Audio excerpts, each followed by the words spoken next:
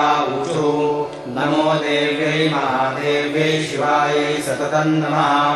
नमः प्रकृत्यै भद्रायै नियताः प्रणता स्मृताम्। रौद्रायै नमो नित्यायै गौर्यै धात्र्यै नमो नमः। ज्योत्स्नायै चेन्द्ररूपिण्यै शुभायै सततं नमः।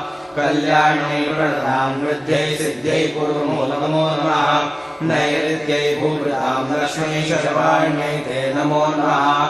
दुर्गायै दुर्गपारायै सारायै सर्वकारिण्यै ख्यात्यै तथैव कृष्णायै धूम्रायै सततं नमः।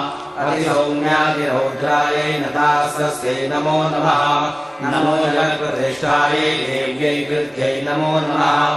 या देवी सर्वभूतेषु विष्णुमायेति शब्दिता नमस्तस्यै नमस्तस्यै नमस्तस्यै नमो नमः। या देवी सर्वभूतेषु चेतनेत्यभिधीयते